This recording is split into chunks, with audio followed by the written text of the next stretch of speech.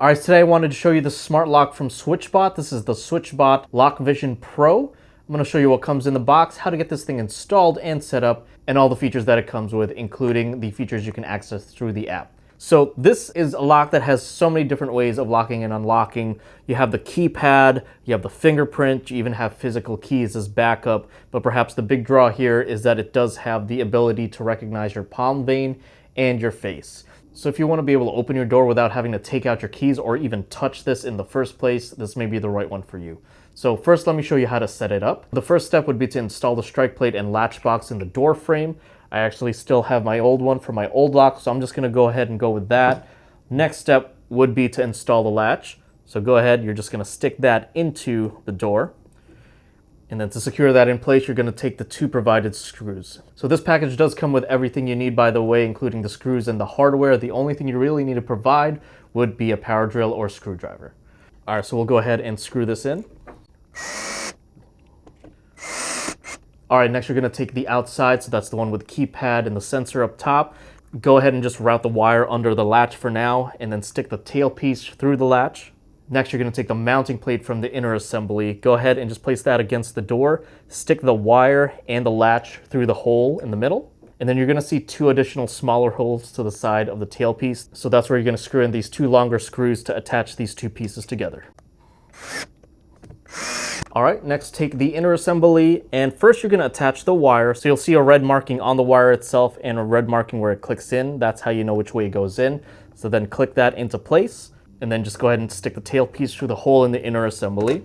And at this point, you would remove the cover from the inner assembly. So that is the compartment for the rechargeable battery. But this is also where you're going to see four small holes, and that's what's going to allow you to secure the inner assembly to the rest of the lock. So go ahead and screw those in. All right, and you will notice actually an extra battery below the rechargeable compartment, and that's just going to serve as backup. That way, if the rechargeable battery runs out of battery, you still have that smaller battery. But go ahead and place the rechargeable battery now into its spot. So it's at this point that you can now open up the app to set up the codes, the fingerprints, and the palm and face recognition. So I'm going to show you how to do that now. All right, guys, so when you first open up the app, as you'll see at the top there, a big button for locking and unlocking. So you can go ahead and just click on that.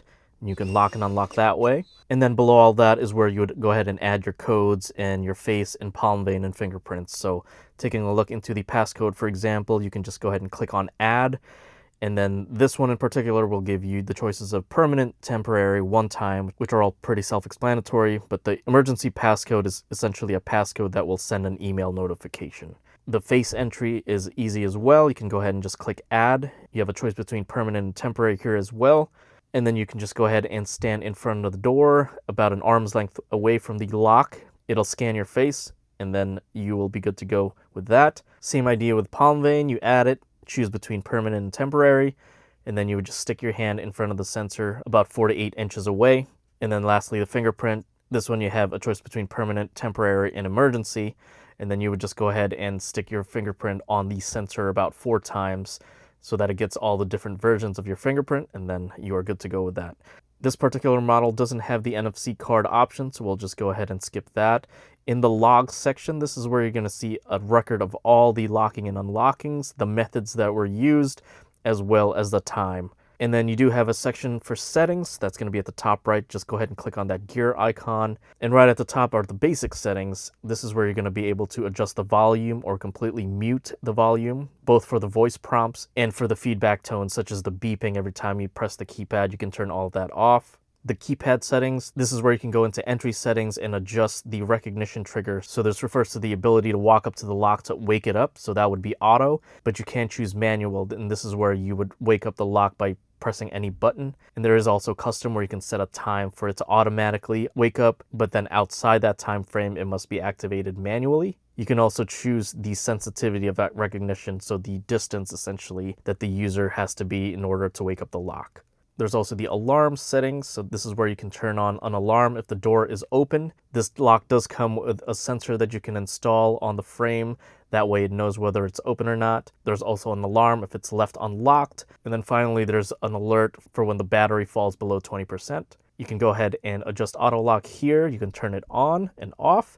There's also the relock option. So this is basically auto lock even when the door is open. So with that sensor, it'll know if it's closed, it'll use auto lock. If it's open, it will use the relock option instead. And then below that, you can calibrate the lock, you can calibrate the magnet being the door sensor.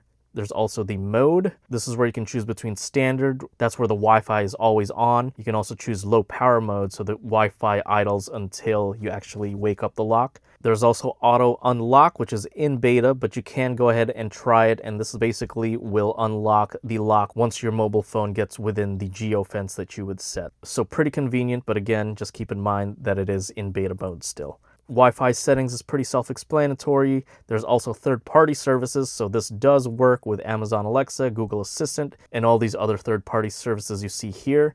There's also the Matter setup, so this is the guide for setting up Matter. And then essentially the bottom is the About section, so this is where you can look up the installation guide, submit feedback, and look up device info.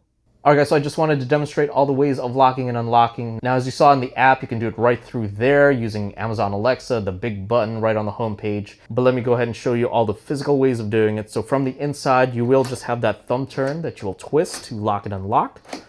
Alright, now from the outside, of course, there is the keypad. So let's start with that. You would just go ahead and enter your code. And then you'll press the check mark. Alright, perfect. Works right away. There is also the fingerprint sensor. Again, works real nice. And then of course there's the palm vein feature. So let's go ahead and test that out. Look at that, works real nice. You can even put your hand sideways and it will still work. And then of course we have the facial recognition features. Let me go ahead and just place my face right in front of the sensor here. Boom, look at that, works great. And then last but not least, you do have that backup physical key that you can always use. So that is to both unlock and lock, of course. And then you can just go ahead and simply press that lock button to lock it from the outside as well. All right guys, so I hope that helps you decide whether this lock is gonna be right for you today. But as you can see, all sorts of various ways to lock and unlock, all sorts of ways to do it through the app and through third-party services. And the palm vein and facial recognition works really well. So definitely check this thing out today.